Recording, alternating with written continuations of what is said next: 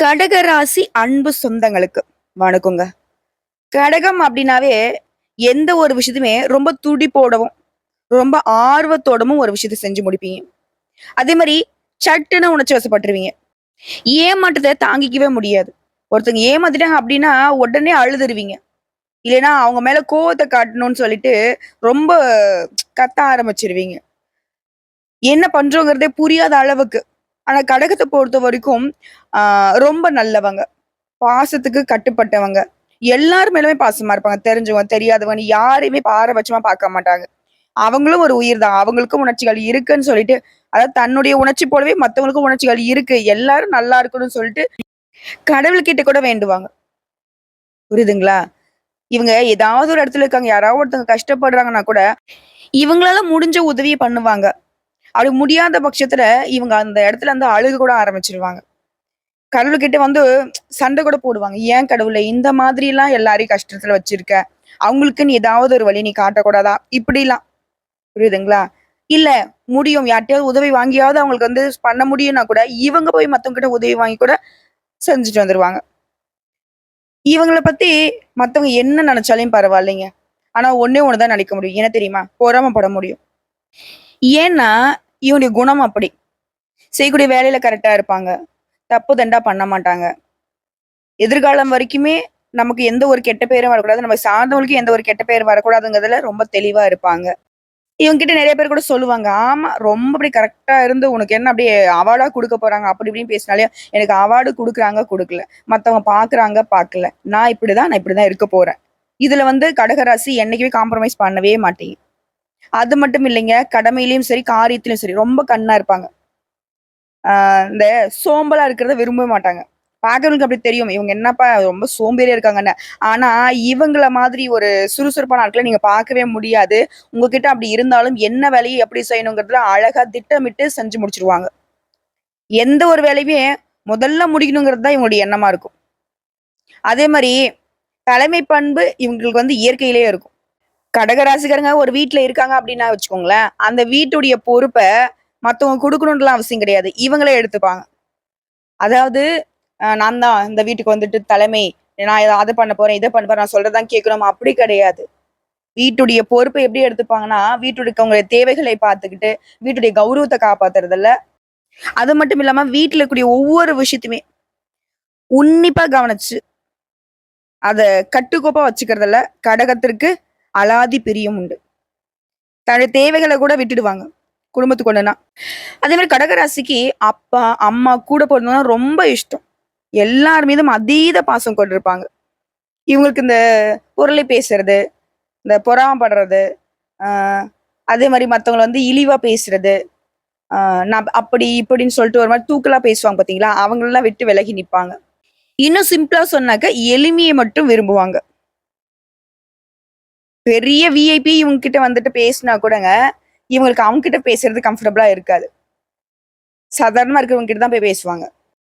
But இவங்களே ஒரு விஐபியா இருந்தா கூட சரிங்க, வீட்ல வேலை செய்றாங்க பார்த்தீங்களா? அவங்க கிட்ட கூட தன் குடும்பத்துல ஒருத்தவங்க மாதிரி தான் நடந்துப்பாங்க. ஸோ கடகம் அப்டின்னாவே கண்ணியமான பேச்சுக்கும், பழக்கவழக்கத்துக்கும் சொந்தக்காரங்க. இந்த ராஜா ராஜான்னு சொல்லுவாங்க இல்லையா? அந்த ராஜ கலை வந்துட்டு கடகத்துக்கிட்ட மட்டும் தான் நீங்க பார்க்க முடியும். எளிமையின் சிகரம்னு இவங்கள சொல்லி முடிக்கலாங்க. இப்படிப்பட்ட குணாதிசயங்கள் கொண்ட கடக ராசிக்கு தலைப்பு பார்த்திருப்பீங்க. 50 ஆண்டுகளுக்கு பிறகு உங்களுடைய கதவை தட்டக்கூடிய இந்த கஜகேசரி யோகத்தினால கடகம் உங்க சொந்த பந்தங்கள்லாம் புரளி பேச போறாங்க. ஆல்ரெடி கடகத்த வந்து பாத்தீங்கன்னாக்க, நான் முன்னாடி சொன்னதுதான். எப்படிதான் இவன் மட்டும் நல்லா இருக்காளோ? இவன் மட்டும் இப்படி நல்லா இருக்கானோ தெரியல. எதுவுமே இல்லாத மாரி இருக்கான். கடைசியில பார்த்தா எப்படிதான் அப்படி இங்கேயும் சும்மா இருக்கிற மாரி இருக்காங்க. கடைசியில அ எல்லாமே செஞ்சுட்டு மொத்த பேரும் அவங்களுக்கு தான் போகுது. இப்படிலாம் பேசுவாங்க இல்லையா? அது இன்னும் கொஞ்சம் தூக்கலா பேசுவாங்க. என்னப்பா இவ்ளோ காசு பணம் வச்சிருக்காங்க. இங்க வீடு வாங்கியிருக்காங்க. இங்க சொத்து வாங்கியிருக்காங்க. அவங்க குடும்பமே பாரேன், எவ்ளோ நல்லா இருக்காங்க. குடும்பத்துல இருக்கவங்க எல்லாருக்குமே எல்லாமே இந்த பொண்ணு செஞ்சிருக்குப்பா. குடும்பத்துல இருக்க எல்லாருக்குமே இந்த பையன் செஞ்சிருக்குப்பா.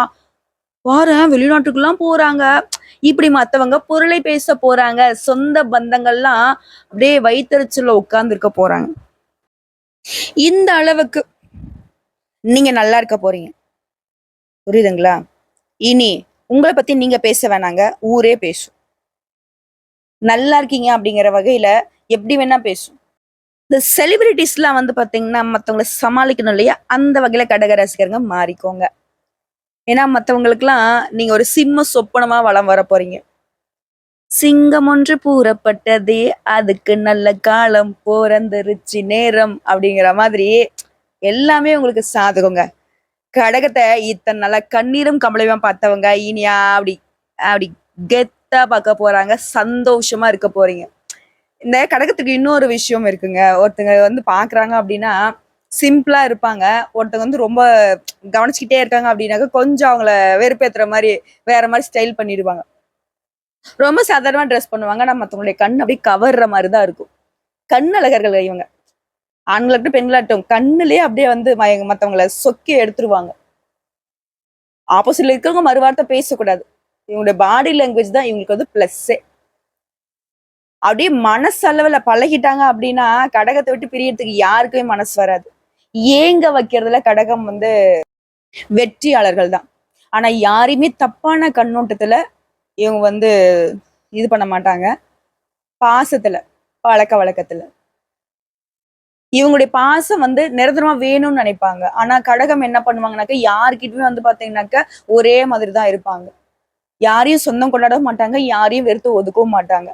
இதனால தான் கடகம் இப்ப வரைக்கும் வந்து பாத்தீங்கன்னா, எல்லாருக்கும் புடிச்சவங்களாவும் இருக்கு. எல்லாரும் பொறாமப்படக்கூடிய வகையிலுமே பயணம் பண்ணிக்கிட்டு இருக்கீங்க. சரிம்மா, தலைப்பு சொன்னேன். இந்த கஜகேசரி யோகம்னா என்ன? ஃபர்ஸ்ட் அத சொல்லு.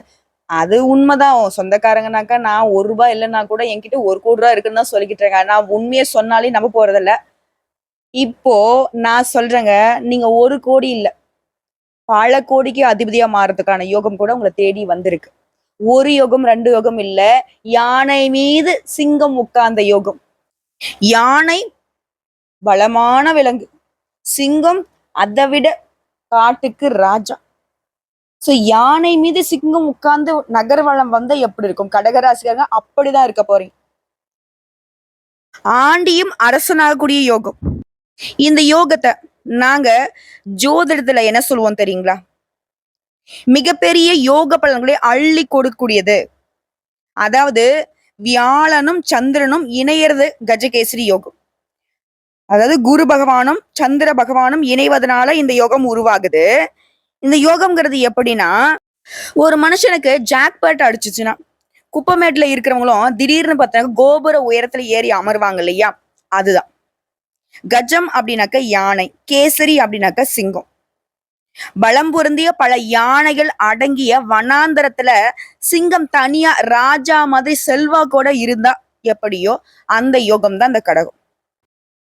கரெக்டா சொல்றேன் கேட்டுக்கோங்க. உங்களை சுத்தி எவ்வளவு பேர் இருந்தா சரி, அது எப்பேற்பட்ட ஆட்களா இருந்தா சரி, அவங்களுக்கெல்லாம் நீங்க ராஜாவா தனியாளா இருக்க போறீங்க. புரியுதுங்களா? காட்டுக்கே ராஜா, கடகத்திற்கு யாரா ராஜா? அப்படிங்கிற மாதிரி. இன்னொரு ஒரு பெரிய ரிக்வெஸ்ட்டுங்க. கடக ராசிக்காரங்கள கொஞ்சம் அப்படியே பொன்முருவுலோட கொஞ்சம் கெத்தா தான் இருங்களேன். ரொம்ப வந்து சாஃப்ட்டா இருக்கீங்க. அதனால பல பேர் உங்கள அப்படியே கசக்கிடணும்னு பார்த்துட்டு இருக்காங்க. உங்க உண்மை முகத்த தான் கொஞ்சம் அப்படி காட்டுங்களேன். எல்லாரும் ஒதுங்கிருவாங்க. எல்லாரும் நினைச்சிட்டு உங்கள வந்து ஈஸியா அப்படியே ஒரு ஒரு ஒரு சுருட்டு சுருட்டி பாக்கெட்ல போட்டு போயிரலான்னு. ஆனா நீங்க எப்பேர்ப்பட்ட ஆட்கள்ங்கிறது உங்களுக்கும் தெய்வத்துக்கும் மட்டும் தான் தெரியும். கொஞ்சம் பயம் காட்டவும் ஆரம்பிங்க. சோ கடக ராசிக்கு இந்த கஜகேசரி யோகத்தின் மூலம் அதிர்ஷ்டமான பலன்கள் வரக்கூடும். இது நாள் வரைக்கும் நீங்க பட்ட கஷ்டங்கள் எல்லாமே பெரிய பெரிய துன்பங்கள் கூட உங்களை விட்டு விலக போகுது. அவ்வளவுதாண்டா என் வாழ்க்கை முடிஞ்சுடா. இப்படி இருந்த உங்க வாழ்க்கை நிலை கூட இல்ல இல்ல. இப்பதான் ஸ்டார்டிங்ன்ற மாதிரி புதிய வாழ்க்கை துவங்க போகுது. ஜாக்பாட் அடிச்ச மாதிரி தாங்க திடீர்னு உங்களுக்கு அதிர்ஷ்ட மழை பொழிய போகுது. ஆனா அந்த யோகம் எங்க எப்படிங்கிறது உங்களுக்கே தெரியாது. அப்ப என்ன பண்ணும்? கடகராசிக்காரங்க வரக்கூடிய வாய்ப்பு அது எதுல வேணா வரலாம், யார் மூலம் வேணா வரலாம். அதை கரெக்டா பயன்படுத்த நீங்க ரெடியா இருக்கணும். தொட்டது எல்லாமே வெற்றியாக மாறக்கூடிய நேரம். அதாவது நீங்க ஒரு இடத்துல இருக்கீங்க அப்படின்னாக்கா அந்த இடமே செழிப்பா இருக்கும். பொன்னும் பொருளும் குவியும். ஏன்னா அந்த அளவுக்கு இந்த கஜகேசரி யோகத்தினால கடகம் செம்ம ஒரு உயர்வுக்கு போக போறீங்க. பல உயர் பதவிகளை அடையக்கூடிய வாய்ப்புகளை பெற போறீங்க. தொழிலெல்லாம் கடகராசி தொழில் பண்றீங்க, இல்ல உத்தியோகத்துல இருக்கீங்க அப்படின்னாக்கா தொழில்ல முன்னேற்றம் கிடைக்கும், பதவி உயர்வு கிடைக்கும், உத்தியோக உயர்வு கிடைக்கும். எல்லா விதங்கள்லயுமே சாதகமான பலன்கள் கிடைக்க போகுது. திரும்ப திரும்ப கடகத்துக்கிட்ட சொல்ற ஒரே விஷயம் தாங்க, யாருக்காகவும் உங்க வாய்ப்பை விட்டு கொடுக்காதீங்க. இது விட்டா நம்ம வாழ்க்கையே முடிஞ்சதுன்றத மனசுலயும் மைண்ட்லயும் ஏத்திக்கோங்க. புரியுதுங்களா? இனி நீங்க அடிக்கிறது எல்லாமே சிக்ஸர் தான். 4க்கும் வாய்ப்பு இல்ல, ரன் ஓடுறதுக்கும் நேரம் இல்ல. அடிச்சுக்கிட்டே இருங்க. சும்மா சிக்ஸர் பறந்துகிட்டே இருக்கும். மத்தவங்க எல்லாம் அந்த வாயை திறந்துகிட்டு ஆன பார்க்க தான் முடியுமே தவிர்த்து, அவங்களால உங்கள பத்தி பேசுறதுக்கு கூட நீங்க வாய்ப்பு கொடுக்க கூடாது. தட்டி தூக்குடா அப்படிங்கிற மாதிரி. ஆனா எந்த ஒரு வாய்ப்பையும் தட்டி கழிச்சிடாதீங்க. நான் முன்னாடியே சொன்னதான். அதிர்ஷ்டம் எப்ப வேணா வரும், எதுல வேணா வரும், யார் மூலியமா வேணா வரும். அப்ப கடகராசிக்காரர் கழுகு மாதிரி காத்துக்கிட்டு இருக்கணும். புரியுதுங்களா? சாதாரணமா இல்லைங்க. இந்த கஜகேசரி யோகங்கிறது குரு பார்க்க கோடி நன்மைன்னு சொல்லுவாங்க. அந்த குருவும் அழகுக்கே சொந்தக்காரன சந்திர பகவான் இணைவின் காரணமா உருவாகி இருக்கு. இந்த ராசி நீங்க கூரையிலே இருந்தா கூட சரிங்க. உங்களை கோபுரத்துல கொண்டு போய் விட்டுடும். ஒரு சிலர் சொல்லுவாங்க இல்லையா? ஆமா, அப்படியே எனக்கு என்ன கூரையை பிச்சுக்கிட்டு கொட்டுவா போகுது? கொட்டுதான் போகுது. கூரையை பிச்சுக்கிட்டு கொட்டக்கூடிய அதிர்ஷ்டம் தான் உங்களை தேடி வந்திருக்கு. இது நாள் வரைக்கும் கஷ்ட நிலையை அனுபவிச்சுட்டு இருந்த நீங்க உங்களுடைய நிலையில ஒரு நல்ல மாற்றத்தை பார்க்க போறீங்க. வாழ்க்கைலாம் உங்களுக்கு இப்படி எல்லாம் முடிஞ்சிடாதுங்க. ஏகபோக வாழ்க்கை உங்களுக்கு காத்துக்கிட்டு இருக்கு. உங்களுடைய நீண்ட கால இயக்கங்கள் இப்ப தனிய போகுது. இந்த தாகம் தணிஞ்சிருச்சு பாருன்னு சொல்லுவாங்க இல்லையா? அந்த மாதிரி உங்களுடைய இயக்கங்கள் எல்லாமே தனிய போகுது. குதூகலமா இருக்க போறீங்க. குறிப்பிட்டு சொல்லனாக்கா இந்த யோகத்தினால கடகராசிக்காரங்க வெற்றி அடைய போறீங்க. செல்வம் செல்வாக்குன்னு எல்லாமே இந்த யோகம் உங்களுக்கு அள்ளி கொடுக்க போகுது. நீங்க எந்த வேலையை செஞ்சாலும் சரிங்க, அதுல உங்களுக்கு தான் வெற்றி. தொழிலும் சரி, வியாபாரத்திலும் சரி முன்னேற்றம் இருக்க போகுது. நீங்க தொடர்ந்து ஒரு முன்னேற்ற பாதையில பயணம் பண்ண போறீங்க. திடீர்னு எங்கேயோ இருந்து பணவரவு ஏற்படும். உங்களுடைய நிதிநிலை ரொம்ப சிறப்பா இருக்க போகுது. இது மட்டும் இல்லாம இந்த ராஜ யோகத்தினால, புரியுதுங்களா? கஜகேசரி யோகங்கிறது ராஜயோகம் தான். செல்வ செழிப்பையும் வளத்தையும் பெற போறீங்க. நீண்ட நாட்களாக நிறுத்தப்பட்ட வேலையை கூட சிறப்பா வேகமா செஞ்சு முடிச்சுப்பீங்க. பணம் பெற புதிய வழிகள் உருவாகும். உங்களுடைய வேலையில பாராட்டு கிடைக்கும், பதவி உயர்வு கிடைக்கும், வியாபாரம் தொழில் எல்லாமே நல்லா இருக்குங்க. அதிக அளவிலான சுப பலன்கள் உங்க வீட்டுல நடக்க போகுது. சமூகத்துல மரியாதையும் புகழும் அதிகரிக்க போகுது. இதே தொழிலதிபரா இருக்கீங்கன்னாக்க இந்த நேரம்ங்கிறது பெரிய பெரிய பலன்களை உங்களுக்கு அள்ளி கொடுக்க போகுது. திரும்ப திரும்ப சொல்றேங்க, பண வரவுக்கு குறைவே இருக்காது. இனி உங்க வாழ்க்கையில நடக்கக்கூடிய எல்லா விஷயங்களுமே உங்களுக்கு சாதகமா இருக்கும். எல்லாரும் உங்களுக்கு ஆதரவா இருப்பாங்க. உங்களுடைய நிதி நன்மைகளை பார்த்து நிறைய பேர் உங்ககிட்ட வந்து உறவாடுவாங்க. இந்த நேரம்ங்கிறது உங்களுக்கு நிறைய பரிசுகளையும் பாராட்டுகளையும் கொடுக்கும். புதுசு புதுசா நிறைய வேலையை செய்வீங்க. குடும்ப வாழ்க்கை மகிழ்ச்சியா இருக்க போகுது. நல்ல உணவு கிடைக்க போகுது. நண்பர்களோடையும் சரி, உற்றார் உறவுக்காரங்களோடையும் சரி, குடும்பத்தோடையும் சரி, சந்தோஷமா நேரத்தை வந்துட்டு செலவு செய்வீங்க. நிறைய பிடிச்ச இடங்களுக்கு பயணம் போயிட்டு வருவீங்க. ஆரோக்கியம் ரொம்ப நல்லா இருக்குங்க. இந்த குருவினுடைய பார்வையினால கல்வி நிலை அப்படிங்கிறது ரொம்ப சிறப்பா இருக்கும்.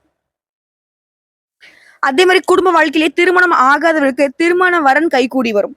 குடும்பம் மற்றும் வணிக துறைகள்ல சிறப்பான மாற்றங்கள் நிகழப்போகுது. ஆல்ரெடி திருமணம் ஆனவங்க மகிழ்ச்சியா இருக்க போறீங்க. இது வணிகம் செய்யறீங்க அப்படின்னாக்க வணிக வேலையில பெரும் லாபம் கிடைக்கும். புதிய வேலைக்கான பதவி உயர்வு கிடைக்கும். நல்ல சலுகைகள் கிடைக்கும். இதுவே அரசாங்க உத்தியோகத்துல இருக்கீங்க அப்படின்னாக்க உங்களுடைய எதிர்பார்ப்புகள் பூர்த்தியாகும். சமூகத்திலேயே மரியாதை அதிகமாகும். நிதி ஆதாயங்கள் அப்படிங்கிறது உங்களுடைய நிதி நிலையை பலப்படுத்துதுங்க. உங்களுடைய பணிகள் எல்லாமே வெற்றி அடைவதனால மத்தவங்க எல்லாம் வந்து ஆச்சரியப்படுவாங்க. என்னடா இவன் எந்த தொட்டாலையும் அதுல வந்து பாத்தீங்கன்னாக்க இவனுக்கு தான் சக்சஸ் ஆகுது அப்படிங்கிற மாதிரி. எந்த ஒரு வேலையுமே ஒரு உத்வேகத்தோட செஞ்சு முடிப்பீங்க. அதே ஒரு குடும்ப வாழ்க்கையை பொறுத்திருக்கும் தாயாருடைய ஆதரவின் காரணமா அனுகூலம் உண்டு. அதே மாதிரி முன்னோருடைய சொத்து சம்பந்தப்பட்ட பிரச்சனைகள் எல்லாமே உங்களுக்கு சாதகமா வருங்க. நீங்களே எதிர்பார்த்திருக்க மாட்டீங்க. இவங்களுடைய சொத்துல நமக்கு வரும்னு சொல்லிட்டு.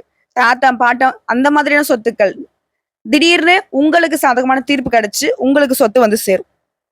புதுசா ஆடை ஆபரணங்களை வாங்குவீங்க. ஒரு மனுஷனுக்கு அதாவது கடகம் இத்தனை நாளா எதெல்லாம் கஷ்டம்னு நினைச்சீங்களோ, எதுக்கு எதுக்கெல்லாம் நீங்க கண்ணீர் வடிச்சீங்களோ, அது எல்லாமே உங்களுக்கு சந்தோஷத்தால நிரம்ப போகுது. ஓகேங்களா? அதே மாதிரி குடும்ப வாழ்க்கையிலேயே வாழ்க்கை துணைய முழு ஆதரவை பெற போறீங்க. உங்களுடைய வாழ்க்கையே மகிழ்ச்சி நிறைந்ததாக இருக்க போகுது. குறைவில்லாத வாழ்க்கைங்க.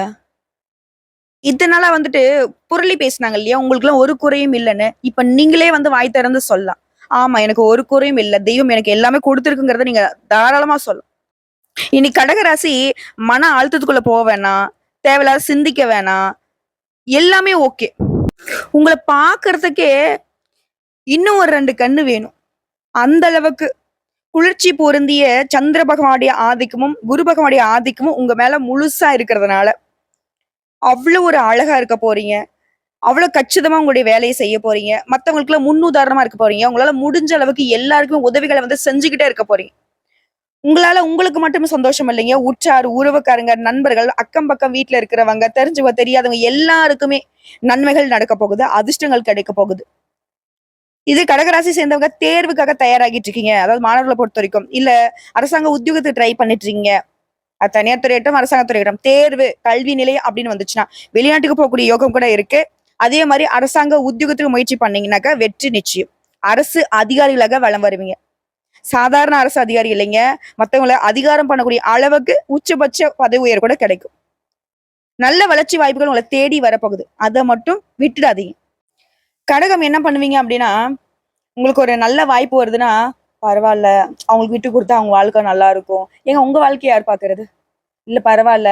என் குடும்பத்துல இருக்கவங்க தானே. அவங்களுக்கு நான் குடுத்துடுறேன். அவங்க பார்த்துக்கட்டும். நான் பின்னாடி என்ன பார்த்துக்கிறேன். சரி. அவங்களுக்கு குடுத்துட்டீங்க அப்படின்னா, உங்களுக்கு யார் செய்வா? அத நீங்க பயன்படுத்துறீங்க அப்படின்னாக்கா, நீங்க 10 பேருக்கு செய்ய முடியும். ஆனா, அவங்களுக்கு செஞ்சா அவங்களுக்கு மட்டும் தான் அது பலன். அத ஃபர்ஸ்ட்டு புரிஞ்சுக்கோங்க. ஓகேங்களா? உங்களுடைய பிரச்சனைகள் எல்லாமே மறையுது. அலுவலகத்துல கூட பொறந்தவங்க, பெத்தவங்க எல்லார்கிட்டயுமே உங்களுக்கு ஆதரவு. அதிர்ஷ்டம் உங்க பக்கத்துல இருக்கு. பெரியவங்க சொல்லுவாங்க இல்லையா? "கடவுள் உன் பக்கத்துல இருக்குடா, கஷ்டப்படாத" அப்படின்னுவாங்க இல்லையா? அந்த மாரி தான். இந்த காலகட்டம் அப்படிங்கிறது உங்களுடைய எதிரிகளை எல்லாத்தையுமே பந்தாட போறீங்க. அப்படி ஒரு பார்வை பார்த்தாலே போதும். அவங்கலாம் ஓடி ஒளிய போறாங்க. அதே மாரி இவங்கள நேருக்கு நேரா மோதி வந்து அழிக்க முடியல. திட்டம் போட்டு சூழ்ச்சி பண்ணி முறியடிச்சிடலாம்னு நெனச்சா கூட, நீங்க அவங்களுக்கே தெரியாம வேல பார்த்து வச்சிருப்பீங்க. அவங்களே கன்ஃப்யூஸ் ஆயிடுவாங்க. ஏன்னா அந்த அளவுக்கு கடகம் வந்து நெறைய விஷயங்கள அழகா செஞ்சு முடிக்க போறீங்க. எப்பவுமே நல்லதையே யோசிக்கக்கூடிய கடகத்திற்கு, இனி நீங்களே நெனச்சா கூட கெட்டது நடக்காதுங்க. வருமானத்து அடிப்படையிலும் சரி, நிதி ரீதியாவும் சரி, உங்களுடைய வங்கி இருப்பு அப்படிங்கிறது அதிகமாக போகுது. தொழில்ல வெற்றி பெற போறீங்க. கடினமா உழைப்பீங்க. ஆனா கஷ்டத்த மட்டுமே பார்த்துட்டு இருந்தீங்க. ஆனா இனி அதுக்கு வந்து இடமே கிடையாது. நீங்க சர்வசாதாரணமா ஒரு இடத்துல இருந்தா கூட, அங்க மத்தவங்களுடைய வேலைக்கும் சேர்த்து உங்களுக்கு தான் வந்து கிரெடிட்ஸ் கிடைக்கும். அதாவது உங்களுக்கு தான் பெயர் கிடைக்கும். உங்களுக்கு தான் புகழ் வரப்போகுது. வாழ்க்கையே மகிழ்ச்சியாகவும், அமைதியாகவும் இருக்க போகுது. உடல்நிலையுமே சீரா இருக்கு. மன அமைதிய பெற போறீங்க. கடகம் வந்து ஒரு விஷயத்த யோசிச்சீங்க அப்படின்னாக்கா, ரொம்ப திங்கிங் பண்ணுவீங்க. தூக்கம் இல்லாம, சோறு தண்ணி இல்லாம, ஏன் அப்படி நடந்துச்சு? எதுக்காக அப்படி நடந்துச்சு? நான் எதுவும் பண்ணல. தெய்வமே உனக்கு கண்ணு இல்லையா? இப்படி நெறைய வந்து தெய்வத்துக்கிட்டயும் இவங்களுக்கு மட்டும் தான் மனப்போராட்டம் இருந்துகிட்டே இருந்துச்சு. ஆனா மனசளவுல இல்ல, இல்ல. கனவுல கூட ஒரு சின்ன ஈயெறும்பு கூட கடுகளவு கூட துரோகம் நினைக்காதனாக்க அந்த கடகம் தான். ஆனா பல பேர் பல சூழ்ச்சியால இவங்கள கண்ணீரும் கம்பளையுமா கஷ்டப்படுத்திக்கிட்டே இருந்தீங்க. உங்களுக்கெல்லாம் ஒரு பதில் சொல்றேங்க. கடகம் இனி கஷ்டத்துல ஒரு நாளும் இருக்காது. உங்கள ஒதுக்குனவங்க, உங்கள அசிங்கப்படுத்துனவங்க, அவமானப்படுத்துனவங்களுக்கு அந்த வீடியோ பதிவ வந்து ஷேர் பண்ணி விடுங்க. உங்களுடைய இலக்குகள்ல தெளிவா இருக்க போறீங்க. புதிய நோக்கத்தை நோக்கி பயணம் பண்ண போறீங்க. நிதிநிலையில சிறப்பான வளர்ச்சி இருக்க போகுது. வீடு, மனை வாங்கி வாகன வசதிகள் பெருகி மத்தவங்கலாம் வந்து வயிறு எறியக்கூடிய அளவுக்கு உயர்வுக்கு போக போறீங்க. ஆனா அது உங்களுடைய உழைப்பால. நீங்களே எதிர்பார்க்காத வகையில ஏகபோக வாழ்க்கைக்கு உரிமையாளர்களாக கடகம் மாறப் போறீங்க. வாழ்த்துக்கள். கேட்கவே அருமையா இருக்கு. நீ சொன்ன மாதிரி வரக்கூடிய வாய்ப்ப நான் கரெக்ட்டா பயன்படுத்திக்கிறேன். இருந்தாலும் எனக்கு ஏதாவது தெய்வத்த வழிபாடு செஞ்சா இன்னும் சிறப்பா இருக்கணும்னு தோணுது. நான் யாரம்மா வழிபாடு செய்யட்டும் இந்த காலகட்டத்துல அப்டின்னா, உங்களுக்கு உதவி செஞ்சவங்களுக்கு தான் நீங்க நன்றி சொல்லணும். அதே மாரி தாங்க. குரு பகவானையும், சந்திர பகவானையும் வழிபாடு செய்வதனால இந்த கஜகேசரி யோகம்ங்கிறது இன்னும் அற்புதமான பலன்கள உங்களுக்கு நிலையா நிறுத்தி வைக்கும். குரு பகவான் வழிபாடு செய்யனாக்கா ஒவ்வொரு வியாழக்கிழமையுமே அதிகமா மஞ்சள் நிறத்த பயன்படுத்துங்க. அதே மாரி நவகிரகங்கள வீற்றக்கூடிய குரு பகவானுக்கு மஞ்சள் வஸ்திரம் சாற்றி, மஞ்சள் நிற மலர்களால அர்ச்சனை செய்து, வரக்கூடிய பக்தர்களுக்கு மஞ்சள் நிற கொண்டைக்கடலைய வந்துட்டு இவருக்கு நெய்வேத்தியம் வச்சுட்டு, அங்க வந்து பிரசாதமா குடுங்க. அதே மாரி மஞ்சள் கலர்ல இருக்கக்கூடிய இனிப்பு பதார்த்தங்களையுமே அவருக்கு நெய்வேத்தியம் வச்சுட்டு வரக்கூடிய பக்தர்களுக்கு பிரசாதமா குடுங்க. குரு பகவானுடைய முழு அனுகிரகம் கிடைக்கும். 2வது சந்திர பகவான எப்படிம்மா வழிபாடு செய்யணும்? சந்திர பகவான வந்துட்டு தன்னுடைய அலங்கார பொருளா பயன்படுத்தக்கூடிய சிவபெருமான வழிபாடு செய்வதனால சந்திர பகவானுடைய முழு அனுகிரகம் கிடைக்கும். ரொம்ப அழகான வாழ்க்கை, வெளிச்சமான வாழ்க்கை, குளுமையான வாழ்க்கையை கொடுக்கறதுக்கு சிவபெருமான ஒவ்வொரு திங்கட்கிழமையுமே வில்வ இலைகளால் அர்ச்சனை செய்து கரும்பு சாறால அபிஷேகம் செய்து வழிபாடு செய்ய அந்த கரும்பு சாறு எந்த அளவுக்கு இனிமையானதோ குளுமையானதோ அதே மாதிரி தாங்க வாழ்க்கை நிலையும் குளுமையா இருக்கும், இனிமையா இருக்கும். அதே மாதிரி சிவபெருமான வழிபாடு செஞ்சுட்டு அவர்கிட்ட இருந்து கொடுக்கக்கூடிய அந்த பிரசாதம் இருக்கு இல்லைங்களா, அதாவது விபூதி இருக்கு இல்லைங்களா, அதை வீட்டுல கொண்டு வந்து வச்சுட்டு தினம் தினம் அதை வந்து நீங்க நெத்தியில வந்து இட்டுக்கணும். அப்படி இட்டுக்கிட்டு நீங்க ஒவ்வொரு வேலையும் செய்யறப்போ எந்த ஒரு தடையும் தாமதம் உங்களுக்கு வராது. இனிமேல் உங்களை வந்து யாராவது அழிக்கணும், கெடுக்கணும், ஏதாவது செய்யணும்னு வந்தா கூட நீங்க சிவன் சொத்து. ஒரு பழமொழி கேள்விப்பட்டிருப்பீங்க இல்லையா, சிவன் சொத்து குலநாசம். கட்டாயம் நீங்க சிவன் சொத்தா மாறிடுவீங்க. உங்களை அழிக்கணும்னு நினைக்கிறவங்க சிவபெருமான் கிட்ட பதில் சொல்லிப்பாங்க. வாழ்த்துக்கள், நல்லதே நடக்கும். கடகத்துறை கஷ்டம் கரைந்து போகட்டும். ஓம் நமக் சிவாய.